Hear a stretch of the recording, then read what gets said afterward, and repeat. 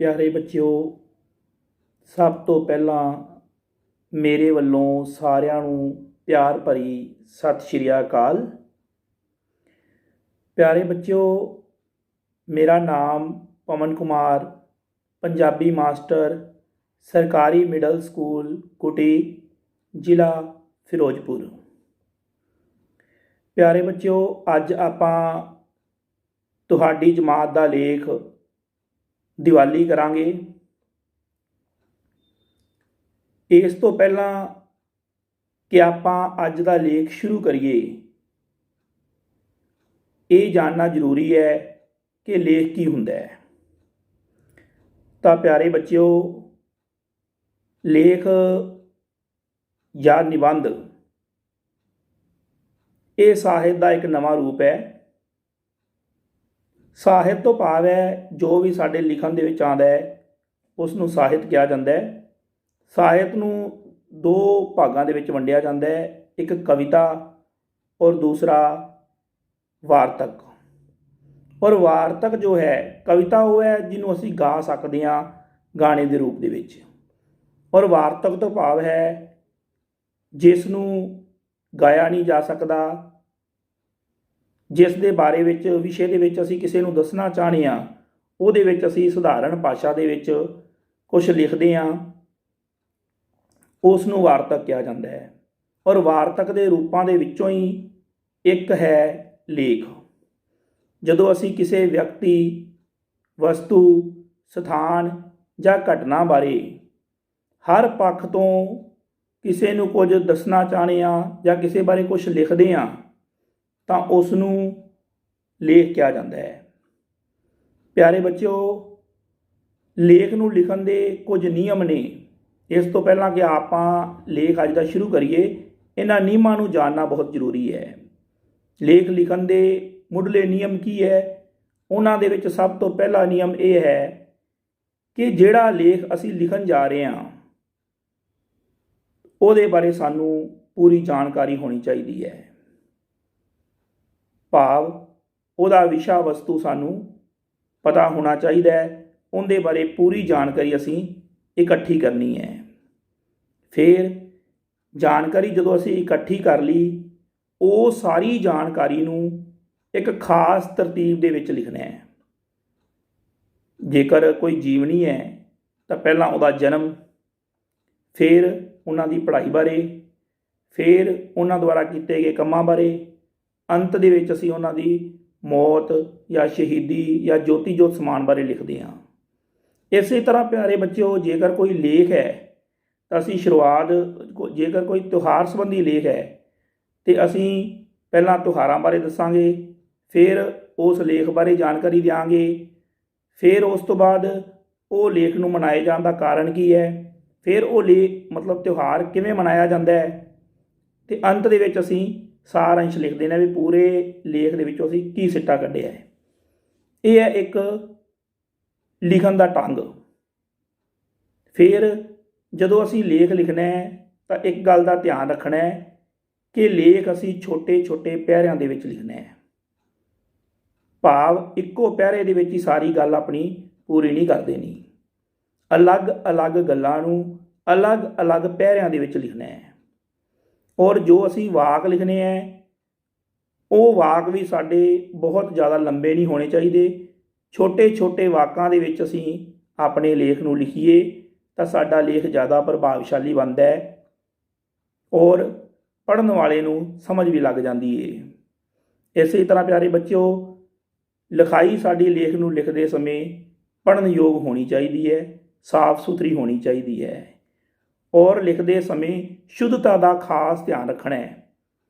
साडी भाषा जिस तरह असीं पंजाबी दे विच अज लेख करना है तो पंजाबी शुद्ध रूप दे विच लिखी गई होनी चाहिए है।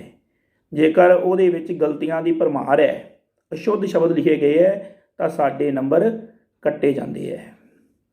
और प्यारे बच्चों, उस तो बाद जदों असीं लिख रहे हैं तो असीं इस गल का ध्यान रखना है कि लिखण तो बाद उन्होंने एक दो बार जरूर पढ़ना है।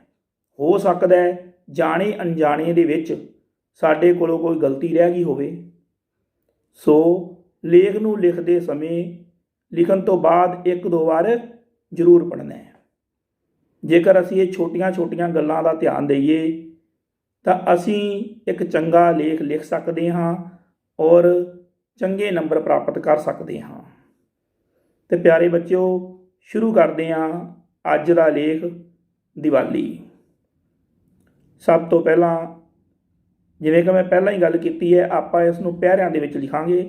ਤਾਂ ਪਹਿਲਾ ਪੈਰਾ ਆਪਾਂ ਬਣਾਵਾਂਗੇ ਮੇਲਿਆਂ ਅਤੇ ਤਿਉਹਾਰਾਂ ਦਾ ਦੇਸ਼, ਕਿ ਸਾਡਾ ਦੇਸ਼ ਮੇਲਿਆਂ ਅਤੇ ਤਿਉਹਾਰਾਂ ਦਾ ਦੇਸ਼ ਮੰਨਿਆ ਜਾਂਦਾ ਹੈ, ਕਿਉਂਕਿ ਇੱਥੇ ਕੋਈ ਵੀ ਅਜਿਹਾ ਮਹੀਨਾ ਨਹੀਂ ਹੈ ਜਿਹਦੇ ਵਿੱਚ ਕੋਈ ਨਾ ਕੋਈ ਮੇਲਾ ਜਾਂ ਤਿਉਹਾਰ ਨਾ ਆਉਂਦਾ ਹੋਵੇ। ਭਾਵ ਹਰ ਮਹੀਨੇ ਦੇ ਵਿੱਚ ਕੋਈ ਨਾ ਕੋਈ ਮੇਲਾ ਜਾਂ ਤਿਉਹਾਰ ਆਇਆ ਰਹਿੰਦਾ ਹੈ। ਔਰ ਜਿਤਨੀ ਧੂਮ ਧਾਮ ਦੇ ਨਾਲ ਸਾਡੇ ਭਾਰਤ ਦੇ ਵਿੱਚ ਮੇਲੇ ਔਰ ਤਿਉਹਾਰ ਮਨਾਏ ਜਾਂਦੇ ਹੈ, ਸ਼ਾਇਦ ਹੀ ਕਿਸੇ ਹੋਰ ਦੇਸ਼ ਦੇ ਵਿੱਚ ਮਨਾਏ ਜਾਂਦੇ ਹੋਣ। ਸਾਡੇ ਦੇਸ਼ ਦੇ ਵਿੱਚ ਮਨਾਏ ਜਾਣ ਵਾਲੇ ਮੁੱਖ ਤਿਉਹਾਰਾਂ ਦੇ ਵਿੱਚ ਲੋਹੜੀ, ਦੀਵਾਲੀ, ਦੁਸ਼ਹਿਰਾ, ਬਸੰਤ ਪੰਚਮੀ ਔਰ ਇਸ ਤਰ੍ਹਾਂ ਦੇ ਹੋਰ ਕਈ ਤਿਉਹਾਰ ਹਨ। ਅਤੇ ਜਿਨ੍ਹਾਂ ਦੇ ਵਿੱਚੋਂ ਇੱਕ ਮੁੱਖ ਤਿਉਹਾਰ ਦਾ ਵਰਣਨ ਆਪਾਂ ਅੱਜ ਕਰਾਂਗੇ, ਉਹ ਹੈ ਦੀਵਾਲੀ। ਤਾਂ ਪਿਆਰੇ ਬੱਚਿਓ, ਅੱਗੇ ਅਸੀਂ ਪੁਆਇੰਟ ਕਰਾਂਗੇ ਜਾਣ ਪਛਾਣ, ਕਿ ਦੀਵਾਲੀ ਕੀ ਹੈ। ਦੀਵਾਲੀ ਹਿੰਦੂਆਂ ਔਰ ਸਿੱਖਾਂ ਦੇ ਦੁਆਰਾ ਸਾਂਝੇ ਰੂਪ ਦੇ ਵਿੱਚ ਮਨਾਇਆ ਜਾਣ ਵਾਲਾ ਇੱਕ ਤਿਉਹਾਰ ਹੈ। ਸਿਰਫ ਹਿੰਦੂਆਂ ਅਤੇ ਸਿੱਖਾਂ ਦੇ ਲਈ ਹੀ ਨਹੀਂ, ਇਸ ਤੋਂ ਇਲਾਵਾ ਹੋਰ ਵੀ ਜਿੰਨੀਆਂ ਜਾਤਾਂ ਹਨ ਉਹ ਸਾਰੇ ਹੀ ਇਸ ਤਿਉਹਾਰ ਨੂੰ ਬੜੇ ਧੂਮ ਧਾਮ ਦੇ ਨਾਲ ਮਨਾਉਂਦੇ ਹੈ। ਪਿਆਰੇ ਬੱਚਿਓ, ਇਹ ਤਿਉਹਾਰ ਦੁਸ਼ਹਿਰੇ ਤੋਂ 20 ਦਿਨ ਬਾਅਦ ਮਨਾਇਆ ਜਾਂਦਾ ਹੈ। ਸਿਰਫ ਭਾਰਤੀ ਲੋਕ ਹੀ ਨਹੀਂ ਇਸ ਨੂੰ ਮਨਾਉਂਦੇ, ਜਿਹੜੇ ਲੋਕ ਭਾਰਤ ਦੇ ਵਿੱਚੋਂ ਜਾ ਕੇ ਵਿਦੇਸ਼ਾਂ ਦੇ ਵਿੱਚ ਵਸ ਗਏ ਹੈ, ਉਹ ਲੋਕ ਵੀ ਇਸ ਤਿਉਹਾਰ ਨੂੰ ਇੰਨੀ ਹੀ ਸ਼ਰਧਾ ਦੇ ਨਾਲ ਮਨਾਉਂਦੇ ਹੈ ਜਿੰਨੀ ਕਿ ਅਸੀਂ ਮਨਾਉਂਦੇ ਹਾਂ। ਇਸ ਤਰ੍ਹਾਂ ਅਸੀਂ ਸਮਝ ਸਕਦੇ ਹਾਂ ਕਿ ਇਹ ਤਿਉਹਾਰ ਕਿੰਨਾ ਮਹੱਤਵਪੂਰਨ ਹੈ। ਕੱਤਕ ਮਹੀਨੇ ਦੀ ਮੱਸਿਆ ਨੂੰ, ਭਾਵ ਦੀਵਾਲੀ ਤੋਂ ਜਿਹੜਾ ਦੁਸ਼ਹਿਰੇ ਤੋਂ 20 ਦਿਨ ਬਾਅਦ ਇਹ ਤਿਉਹਾਰ ਮਨਾਇਆ ਜਾਂਦਾ ਹੈ। ਤਾਂ ਪਿਆਰੇ ਬੱਚਿਓ, ਇਸ ਤੋਂ ਬਾਅਦ ਆਪਾਂ ਅਗਲੇ ਪੁਆਇੰਟ 'ਤੇ ਆਉਂਦੇ ਹਾਂ, ਔਰ ਉਸ ਪੁਆਇੰਟ ਦਾ ਨਾਮ ਹੈ ਇਤਿਹਾਸਿਕ ਅਤੇ ਧਾਰਮਿਕ ਮਹੱਤਤਾ, ਕਿ ਦੀਵਾਲੀ ਦੇ ਤਿਉਹਾਰ ਦੀ ਇਤਿਹਾਸਿਕ ਔਰ ਧਾਰਮਿਕ ਮਹੱਤਤਾ ਵੀ ਹੈ, ਬਹੁਤ ਜ਼ਿਆਦਾ ਮਹੱਤਤਾ ਹੈ। ਅਲੱਗ-ਅਲੱਗ ਧਰਮਾਂ ਦੇ ਵਿੱਚ ਇਸ ਨੂੰ ਬੜੀ ਧੂਮ ਧਾਮ ਦੇ ਨਾਲ ਮਨਾਇਆ ਜਾਂਦਾ ਹੈ। ਆਪਾਂ ਇਹ ਪਹਿਲਾਂ ਹੀ ਪੜ੍ਹਿਆ ਹੈ। ਕੀ ਕਾਰਨ ਹੈ? ਜੇਕਰ ਹਿੰਦੂ ਧਰਮ ਦੇ ਵਿੱਚ ਗੱਲ ਕਰੀਏ ਤਾਂ ਇਸ ਦਿਨ ਸ਼੍ਰੀ ਰਾਮ ਚੰਦਰ ਜੀ 14 ਸਾਲ ਦਾ ਬਨਵਾਸ ਕੱਟ ਕੇ ਅਯੋਧਿਆ ਦੇ ਰਾਜੇ ਰਾਵਣ ਨੂੰ ਮਾਰ ਕੇ ਆਪਣੀ ਪਤਨੀ ਸੀਤਾ ਨੂੰ ਪ੍ਰਾਪਤ ਕਰਕੇ ਵਾਪਸ ਅਯੋਧਿਆ ਪਹੁੰਚੇ ਸੀਗੇ। ਔਰ ਉੱਥੇ ਪਹੁੰਚਣ 'ਤੇ ਇਹਨਾਂ ਦਾ ਪੂਰਾ ਸਵਾਗਤ ਕੀਤਾ ਗਿਆ। ਇਹਨਾਂ ਦੇ ਆਉਣ ਦੀ ਖੁਸ਼ੀ ਦੇ ਵਿੱਚ ਪਟਾਕੇ ਚਲਾਏ ਗਏ, ਰੌਣਕ ਮੇਲਾ ਸੀ ਪੂਰਾ। ਇਸ ਖੁਸ਼ੀ ਨੂੰ ਪੇਸ਼ ਕਰਨ ਦੇ ਲਈ ਹਰ ਸਾਲ ਇਹ ਤਿਉਹਾਰ ਬੜੀ ਧੂਮ ਧਾਮ ਦੇ ਨਾਲ ਮਨਾਇਆ ਜਾਂਦਾ ਹੈ। ਔਰ ਜੇਕਰ ਗੱਲ ਕਰੀਏ ਸਿੱਖ ਧਰਮ ਦੇ ਵਿੱਚ, ਤਾਂ ਇਸ ਦਿਨ ਸਿੱਖਾਂ ਦੇ 6ਵੇਂ ਗੁਰੂ ਸ਼੍ਰੀ ਗੁਰੂ ਹਰਗੋਬਿੰਦ ਜੀ ਜਹਾਂਗੀਰ ਦੀ ਨਜ਼ਰਬੰਦੀ ਦੇ ਵਿੱਚੋਂ ਰਿਹਾ ਹੋ ਕੇ, ਗਵਾਲੀਅਰ ਦੇ ਕਿਲ੍ਹੇ ਤੋਂ ਰਿਹਾ ਹੋ ਕੇ ਵਾਪਸ ਆਏ ਸੀ, ਔਰ ਆਪਣੇ ਨਾਲ 52 ਰਾਜਿਆਂ ਨੂੰ ਵੀ ਰਿਹਾ ਕਰਵਾ ਕੇ ਲਿਆਏ ਸੀ। ਪਿਆਰੇ ਬੱਚਿਓ, ਇਹ ਛੋਟੀ ਜੀ ਕਹਾਣੀ ਹੈ, ਘਟਨਾ ਹੈ, ਜਿਹਦੇ ਬਾਰੇ ਜੇ ਤੁਸੀਂ ਚਾਹੋ ਤਾਂ ਲਿਖ ਸਕਦੇ ਹੋ, ਨਾ ਲਿਖਣੀ ਚਾਹੋ ਤਾਂ ਨਾ ਲਿਖੋ। ਲੇਕਿਨ ਮੈਂ ਉਹ ਘਟਨਾ ਬਾਰੇ ਤੁਹਾਨੂੰ ਦੱਸ ਦਿੰਦਾ ਕਿ ਸ਼੍ਰੀ ਗੁਰੂ ਹਰਗੋਬਿੰਦ ਜੀ ਨੂੰ ਜਹਾਂਗੀਰ ਨੇ ਗਵਾਲੀਅਰ ਦੇ ਕਿਲ੍ਹੇ ਦੇ ਵਿੱਚ ਕੈਦ ਕਰ ਲਿਆ ਸੀ। ਕਈ ਇਹੋ ਜਿਹੇ ਕਾਰਨ ਬਣੇ ਜਿਨ੍ਹਾਂ ਕਰਕੇ ਉਹਨਾਂ ਨੂੰ ਗੁਰੂ ਹਰਗੋਬਿੰਦ ਜੀ ਨੂੰ ਰਿਹਾ ਕਰਨਾ ਪਿਆ, ਕਿਉਂਕਿ ਲੋਕਾਂ ਦੇ ਵਿੱਚ ਇੰਨੀ ਸ਼ਰਧਾ ਸੀ ਕਿ ਉਹ ਆ ਕੇ ਕਿਲ੍ਹੇ ਨੂੰ ਚੁੰਮਦੇ ਸੀ ਔਰ ਮੱਥਾ ਟੇਕਦੇ ਸੀ ਇਸ ਤਰ੍ਹਾਂ ਜਹਾਂਗੀਰ ਦੀਆਂ ਹੋਰ ਵੀ ਕਈ ਮਜਬੂਰੀਆਂ ਬਣੀਆਂ, ਜਿਨ੍ਹਾਂ ਦੇ ਕਰਕੇ ਉਸ ਨੂੰ ਗੁਰੂ ਹਰਗੋਬਿੰਦ ਜੀ ਨੂੰ ਰਿਹਾ ਕਰਨਾ ਪਿਆ। ਲੇਕਿਨ ਜਿੰਨਾ ਸਮਾਂ ਉਹ ਜੇਲ੍ਹ ਦੇ ਵਿੱਚ ਉੱਥੇ ਰਹੇ, ਕਿਲ੍ਹੇ ਦੇ ਵਿੱਚ, ਓਨੇ ਸਮੇਂ ਦੇ ਵਿੱਚ ਜਿਹੜੇ ਉਹਨਾਂ ਦੇ ਨਾਲ 52 ਹੋਰ ਕੈਦੀ ਸੀਗੇ, ਉਹਨਾਂ ਦੇ ਨਾਲ ਗੁਰੂ ਸਾਹਿਬ ਦਾ ਬਹੁਤ ਪਿਆਰ ਪੈ ਗਿਆ।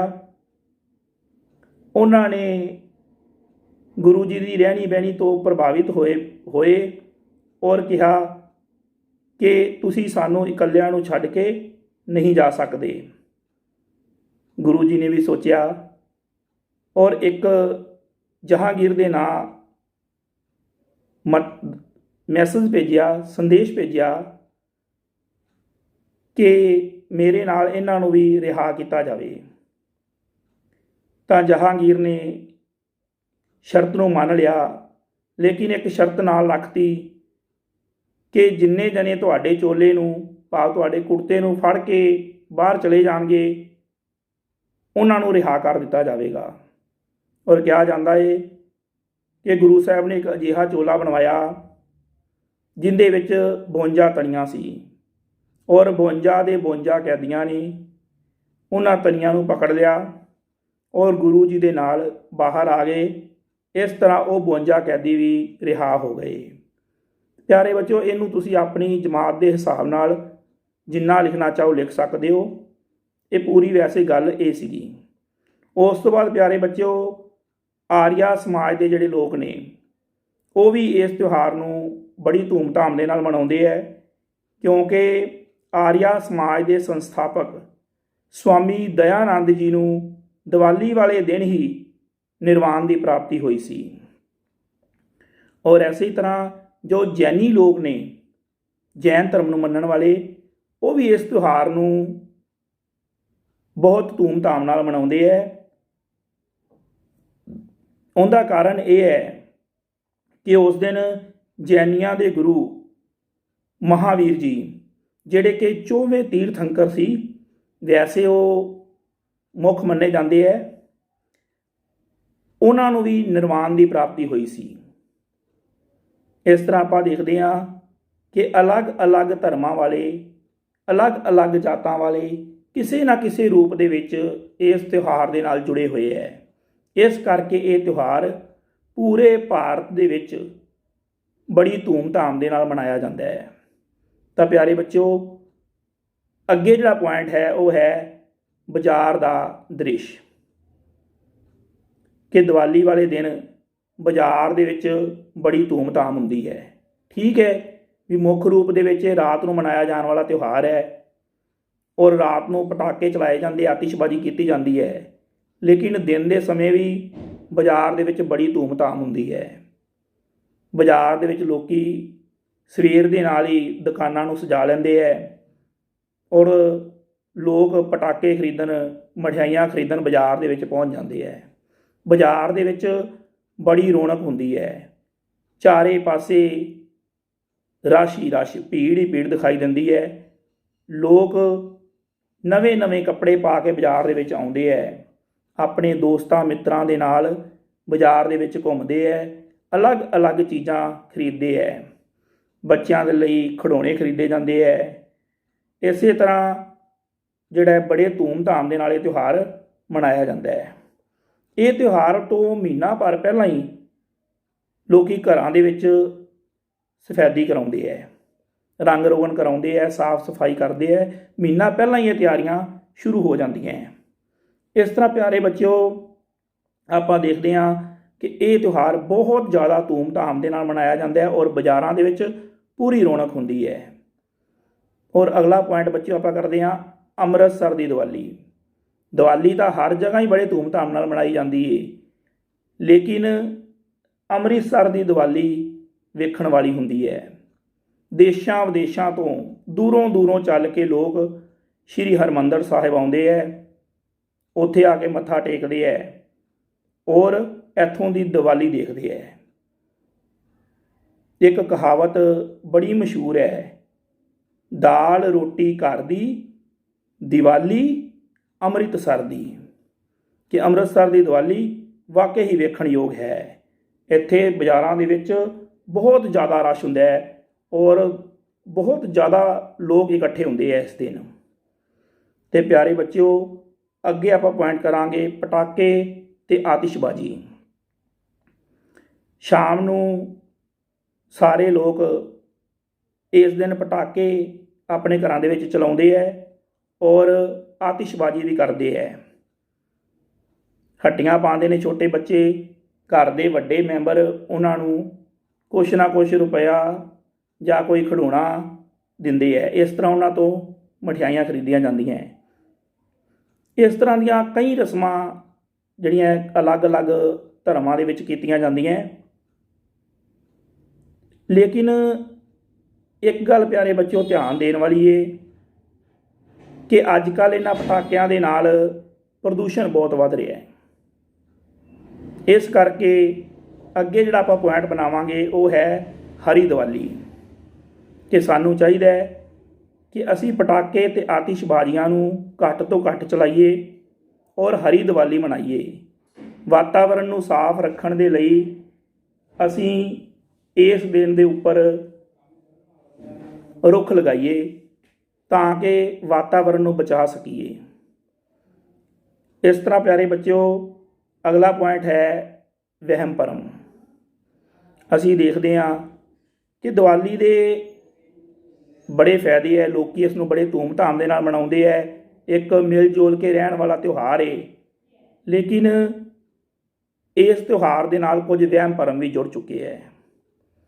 ਕਈ ਲੋਕ ਇਸ ਦਿਨ ਜੂਆ ਖੇਡਦੇ ਹੈ ਔਰ ਰਾਤ ਨੂੰ ਆਪਣੇ ਘਰਾਂ ਦੇ ਦਰਵਾਜ਼ੇ ਖੁੱਲ੍ਹੇ ਛੱਡਦੇ ਹੈ ਔਰ ਇਹ ਵਿਸ਼ਵਾਸ ਕੀਤਾ ਜਾਂਦਾ ਹੈ ਕਿ ਉਹਨਾਂ ਦੇ ਘਰੇ ਲక్ష్ਮੀ ਆਏਗੀ, ਭਾਵ ਧਨ ਦੌਲਤ ਆਏਗੀ ਜੇਕਰ ਉਹ ਦਰਵਾਜ਼ੇ ਖੁੱਲ੍ਹੇ ਛੱਡਣਗੇ।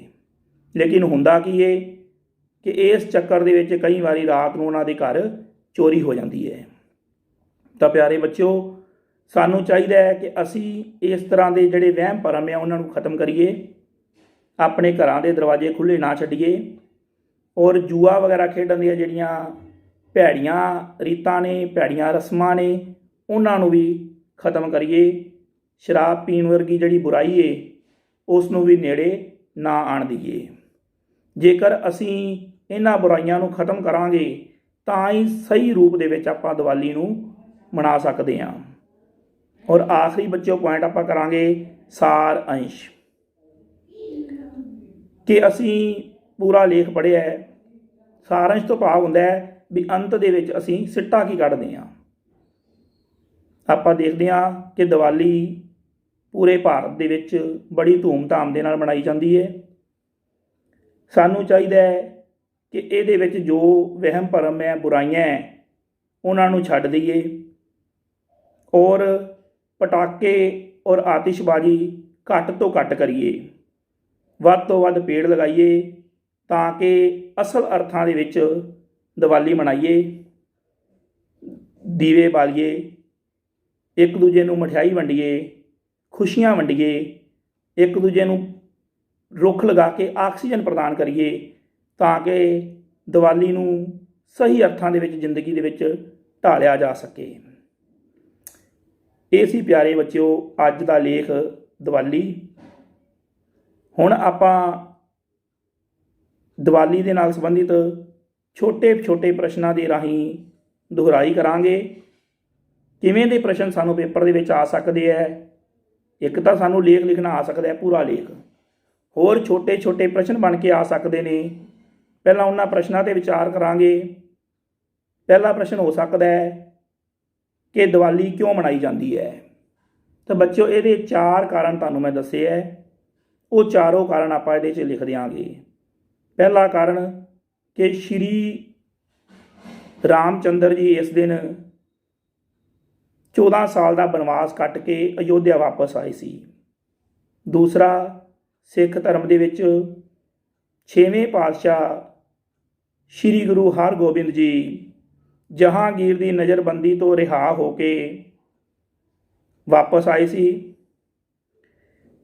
ਤੀਸਰਾ, ਆਰੀਆ ਸਮਾਜ ਦੇ ਸੰਸਥਾਪਕ ਸਵਾਮੀ ਦਇਆਨੰਦ ਜੀ ਨੂੰ ਇਸ ਦਿਨ ਨਿਰਵਾਣ ਦੀ ਪ੍ਰਾਪਤੀ ਹੋਈ ਸੀ। ਚੌਥੇ, ਜੈਨ ਧਰਮ ਦੇ ਗੁਰੂ ਜਾਂ ਤੀਰਥੰਕਰ ਮਹਾਵੀਰ ਜੀ ਨੂੰ ਇਸ ਦਿਨ ਨਿਰਵਾਣ ਦੀ ਪ੍ਰਾਪਤੀ ਹੋਈ ਸੀ। ਇਹ 4 ਕਾਰਨ ਆਪਾਂ ਯਾਦ ਰੱਖਣੇ ਹੈ। ਤੇ ਪਿਆਰੇ ਬੱਚਿਓ, ਉਸ ਤੋਂ ਬਾਅਦ ਆਪਣਾ ਪ੍ਰਸ਼ਨ ਹੈ ਕਿ ਦੀਵਾਲੀ ਵਾਲੇ ਦਿਨ ਘਰਾਂ ਵਿੱਚ ਕਿਵੇਂ ਸਫਾਈ ਕੀਤੀ ਜਾਂਦੀ ਹੈ। ਤਾਂ ਇਹਦਾ ਜਵਾਬ ਹੈ ਕਿ ਉਸ ਦੀਵਾਲੀ ਤੋਂ ਮਹੀਨਾ ਭਰ ਪਹਿਲਾਂ ਰੰਗ ਰੋਗਨ ਕਰਾਇਆ ਜਾਂਦਾ ਹੈ ਔਰ ਸਾਫ਼ ਸਫਾਈ ਕੀਤੀ ਜਾਂਦੀ ਹੈ ਘਰਾਂ ਦੀ। ਫਿਰ ਬੱਚਿਓ, ਬਾਜ਼ਾਰਾਂ ਦਾ ਦ੍ਰਿਸ਼ ਕਿਵੇਂ ਦਾ ਹੁੰਦਾ ਹੈ ਦੀਵਾਲੀ ਵਾਲੇ ਦਿਨ। ਤਾਂ ਬਾਜ਼ਾਰ ਬੜੇ ਸੱਜੇ ਹੁੰਦੇ ਹੈ, ਪੂਰੀ ਰੌਣਕ ਹੁੰਦੀ ਹੈ ਬਾਜ਼ਾਰਾਂ ਦੇ ਵਿੱਚ। ਦੂਰੋਂ ਦੂਰੋਂ ਲੋਕ ਚੱਲ ਕੇ ਸਮਾਨ ਖਰੀਦਣ ਦੇ ਲਈ ਆਉਂਦੇ ਹੈ, ਪਿੰਡਾਂ ਦੇ ਵਿੱਚੋਂ, ਸ਼ਹਿਰਾਂ ਦੇ ਵਿੱਚੋਂ। ਇਸ ਤਰ੍ਹਾਂ ਬਾਜ਼ਾਰ ਦੇ ਵਿੱਚ ਪੂਰੀ ਰੌਣਕ ਹੁੰਦੀ ਹੈ। ਕੋਈ ਮਠਿਆਈਆਂ ਖਰੀਦ ਰਿਹਾ ਹੈ, ਕੋਈ ਖਿਡੌਣੇ ਖਰੀਦ ਰਿਹਾ ਹੈ, ਕੋਈ ਪਟਾਕੇ ਖਰੀਦ ਰਿਹਾ ਹੈ। ਅਤੇ ਫਿਰ ਪਿਆਰੇ ਬੱਚਿਓ, ਅੰਮ੍ਰਿਤਸਰ ਦੀ ਦੀਵਾਲੀ ਕਿਵੇਂ ਦੀ ਹੁੰਦੀ ਹੈ ਉਹ ਆ ਜਾਏਗਾ। ਔਰ ਇਹਦੇ ਨਾਲ ਕਿਹੜੀ ਕਹਾਵਤ ਮਸ਼ਹੂਰ ਹੈ, ਉਹ ਹੈ ਦਾਲ ਰੋਟੀ ਘਰ ਦੀ, ਦੀਵਾਲੀ ਅੰਮ੍ਰਿਤਸਰ ਦੀ। ਉਸ ਤੋਂ ਬਾਅਦ ਪਿਆਰੇ ਬੱਚਿਓ, ਕਿ ਦੀਵਾਲੀ ਦੇ ਨਾਲ ਕਿਹੜੇ ਕਿਹੜੇ ਵਹਿਮ ਭਰਮ ਜੁੜੇ ਹੈ। ਜੂਆ ਖੇਡਣਾ, ਸ਼ਰਾਬ ਪੀਣੀ, ਦਰਵਾਜ਼ੇ ਘਰ ਦੇ ਖੁੱਲ੍ਹੇ ਛੱਡਣੇ, ਇਹ ਕੁਝ ਵਹਿਮ ਭਰਮ ਜੁੜੇ ਹੈ। ਅਤੇ ਫਿਰ ਸਾਨੂੰ ਕਿਹੋ ਜਿਹੀ ਦੀਵਾਲੀ ਮਨਾਉਣੀ ਚਾਹੀਦੀ ਹੈ। ਤਾਂ ਇਹਦਾ ਜਵਾਬ ਹੈ ਕਿ ਸਾਨੂੰ ਹਰੀ ਭਰੀ ਗ੍ਰੀਨ ਦੀਵਾਲੀ ਮਨਾਉਣੀ ਚਾਹੀਦੀ ਹੈ। ਰੁੱਖ ਬੂਟੇ ਇਸ ਦਿਨ ਸਾਨੂੰ ਲਗਾਉਣੇ ਚਾਹੀਦੇ ਹੈ, ਕਿਉਂਕਿ ਸਾਡਾ ਵਾਤਾਵਰਣ ਬਹੁਤ ਜ਼ਿਆਦਾ ਪ੍ਰਭਾਵਿਤ ਹੋ ਰਿਹਾ ਹੈ। ਜੇ ਅਸੀਂ ਇਹਦੇ ਵੱਲ ਧਿਆਨ ਨਾ ਦਿੱਤਾ ਤਾਂ ਦੀਵਾਲੀ ਦੇ ਜੋ ਅਸਲ ਅਰਥ ਹੈ ਉਹਦੇ ਤੋਂ ਅਸੀਂ ਬੜੇ ਜ਼ਿਆਦਾ ਭਟਕ ਜਾਵਾਂਗੇ। ਇਸ ਦਿਨ ਦੇ ਵਿੱਚ ਸਾਨੂੰ ਜੂਏ ਸ਼ਰਾਬ ਖੇਡਣ ਦੀ ਜਗ੍ਹਾ ਉਲਟਾ ਇਹਨਾਂ ਦਾ ਤਿਆਗ ਕਰ ਦੇਣਾ ਚਾਹੀਦਾ ਹੈ। ਸਦਾ ਵਾਸਤੇ ਇਹਨਾਂ ਨੂੰ ਛੱਡ ਦੇਣਾ ਚਾਹੀਦਾ ਹੈ। ਪਿਆਰੇ ਬੱਚਿਓ, ਇਹਦੇ ਨਾਲ ਸੰਬੰਧਿਤ ਛੋਟੇ ਬਹੁਵਿਕਲਪੀ ਪ੍ਰਸ਼ਨ ਵੀ ਆ ਸਕਦੇ ਹੈ, ਜਿਵੇਂ ਦੀਵਾਲੀ ਕਦੋਂ ਮਨਾਈ ਜਾਂਦੀ ਹੈ। ਦੁਸ਼ਹਿਰੇ ਤੋਂ 20 ਦਿਨ ਪਹਿਲਾਂ, ਦੁਸ਼ਹਿਰੇ ਤੋਂ 20 ਦਿਨ ਬਾਅਦ, ਦੁਸ਼ਹਿਰੇ ਤੋਂ 10 ਦਿਨ ਪਹਿਲਾਂ ਜਾਂ ਦੁਸ਼ਹਿਰੇ ਤੋਂ 10 ਦਿਨ ਬਾਅਦ। ਤਾਂ ਪਿਆਰੇ ਬੱਚਿਓ, ਇਹਦਾ ਸਹੀ ਜਵਾਬ ਹੈ ਦੁਸ਼ਹਿਰੇ ਤੋਂ 20 ਦਿਨ ਬਾਅਦ। ਇਸੇ ਤਰ੍ਹਾਂ ਪਿਆਰੇ ਬੱਚਿਓ, ਹੋਰ ਵੀ ਬਹੁਵਿਕਲਪੀ ਪ੍ਰਸ਼ਨ ਆ ਸਕਦੇ ਹੈ, ਜਿਸ ਤਰ੍ਹਾਂ ਕਿੱਥੋਂ ਦੀ ਦੀਵਾਲੀ ਮਸ਼ਹੂਰ ਹੈ। ਪਟਿਆਲੇ ਦੀ, ਫਿਰੋਜ਼ਪੁਰ ਦੀ, ਅੰਮ੍ਰਿਤਸਰ ਦੀ ਜਾਂ ਸਭ ਜਗ੍ਹਾ ਦੀ। ਤਾਂ ਪਿਆਰੇ ਬੱਚਿਓ, ਇਹਦਾ ਸਹੀ ਜਵਾਬ ਹੈ ਅੰਮ੍ਰਿਤਸਰ ਦੀ। ਉਸ ਤੋਂ ਬਾਅਦ ਪਿਆਰੇ ਬੱਚਿਓ, ਇਹਦੇ ਵਿੱਚੋਂ ਖਾਲੀ ਥਾਵਾਂ ਬਣ ਕੇ ਆ ਸਕਦੀਆਂ, ਜਿਸ ਤਰ੍ਹਾਂ ਇਸ ਦਿਨ ਡੈਸ਼ 14 ਸਾਲ ਦਾ ਬਨਵਾਸ ਕੱਟ ਕੇ ਵਾਪਸ ਆਏ ਸਨ। ਤਾਂ ਉੱਤਰ ਆਏਗਾ ਸ਼੍ਰੀ ਰਾਮਚੰਦਰ ਜੀ। ਇਸੇ ਤਰ੍ਹਾਂ ਹੀ ਹੋਰ ਖਾਲੀ ਥਾਵਾਂ ਬਣ ਕੇ ਆ ਸਕਦੀਆਂ ਹੈ ਕਿ ਇਸ ਦਿਨ ਡੈਸ਼ ਅਤੇ ਡੈਸ਼ ਤਰ੍ਹਾਂ ਦੇ ਵਹਿਮ ਕੀਤੇ ਜਾਂਦੇ ਹਨ। ਜੂਆ ਖੇਡਣ ਅਤੇ ਸ਼ਰਾਬ ਪੀਣ ਵਰਗੇ ਵਹਿਮ ਕੀਤੇ ਜਾਂਦੇ ਹਨ। ਉਸ ਤੋਂ ਬਾਅਦ ਪਿਆਰੇ ਬੱਚਿਓ, ਠੀਕ ਗਲਤ ਆ ਸਕਦੇ ਹੈ ਕਿ ਦੀਵਾਲੀ ਵਾਲੇ ਦਿਨ ਅਸੀਂ ਘਰ ਦੀ ਸਫਾਈ ਨਹੀਂ ਕਰਦੇ। ਗਲਤ। ਦੁਸ਼ਹਿਰਾ ਦੀਵਾਲੀ ਤੋਂ ਬਾਅਦ ਮਨਾਇਆ ਜਾਂਦਾ ਹੈ। ਗਲਤ। ਇਸ ਤਰ੍ਹਾਂ ਪਿਆਰੇ ਬੱਚਿਓ, ਹੋਰ ਵੀ ਮਿਲਾਨ ਚਿੰਨ੍ਹ ਆ ਸਕਦੇ ਹੈ। ਇੱਕ ਪਾਸੇ ਦੀਵਾਲੀ ਨਾਲ ਸੰਬੰਧਿਤ ਕੁਝ ਚੀਜ਼ਾਂ ਲਿਖ ਦਿੱਤੀਆਂ ਜਾਣਗੀਆਂ ਔਰ ਦੂਸਰੇ ਪਾਸੇ ਉਹਨਾਂ ਨੂੰ ਮਿਲਾਉਣਾ ਹੋਏਗਾ, ਜਿਵੇਂ ਸ਼੍ਰੀ ਰਾਮਚੰਦਰ ਜੀ। ਦੂਜੇ ਪਾਸੇ ਲਿਖਤਾ 14 ਸਾਲ ਦਾ ਬਨਵਾਸ ਕੱਟ ਕੇ ਆਏ। ਇੱਕ ਪਾਸੇ ਲਿਖਤਾ ਸ਼੍ਰੀ ਗੁਰੂ ਹਰਗੋਬਿੰਦ ਜੀ 6ਵੇਂ ਗੁਰੂ। ਇੱਕ ਪਾਸੇ ਲਿਖਤਾ ਦੀਵਾਲੀ, ਦੂਜੇ ਪਾਸੇ ਲਿਖਤਾ ਦੁਸ਼ਹਿਰੇ ਤੋਂ 20 ਦਿਨ ਬਾਅਦ। ਇੱਕ ਪਾਸੇ ਲਿਖਤਾ ਵਹਿਮ ਭਰਮ, ਦੂਜੇ ਪਾਸੇ ਲਿਖਤਾ ਜੂਆ ਖੇਡਣਾ, ਸ਼ਰਾਬ ਪੀਣਾ। ਪਿਆਰੇ ਬੱਚਿਓ, ਇਸ ਤਰ੍ਹਾਂ ਇਹਨਾਂ ਨੂੰ ਅੱਗੇ ਪਿੱਛੇ ਕਰਕੇ ਲਿਖ ਦਿੱਤਾ ਜਾਏਗਾ ਔਰ ਆਪਾਂ ਸਹੀ ਮਿਲਾਨ ਕਰਨਾ ਹੋਏਗਾ। ਇਹ ਵੀ ਇੱਕ ਬਹੁਵਿਕਲਪੀ ਪ੍ਰਸ਼ਨਾਂ ਦੇ ਵਿੱਚ ਆਉਣ ਵਾਲੀ ਚੀਜ਼ ਹੈ। ਇਸ ਤਰ੍ਹਾਂ ਮੈਂ ਉਮੀਦ ਕਰਦਾ ਕਿ ਤੁਸੀਂ ਪੂਰਾ ਲੇਖ ਚੰਗੀ ਤਰ੍ਹਾਂ ਸਮਝ ਗਏ ਹੋਵੋਗੇ ਔਰ ਪੇਪਰ ਦੇ ਵਿੱਚ ਇਹਦੇ ਨਾਲ ਸੰਬੰਧਿਤ ਜਿਵੇਂ ਮਰਜ਼ੀ ਪ੍ਰਸ਼ਨ ਆ ਜਾਵੇ ਤੁਸੀਂ ਉਸ ਨੂੰ ਕਰਨ ਦੇ ਕਾਬਲ ਬਣ ਗਏ ਹੋਵੋਗੇ। ਧੰਨਵਾਦ।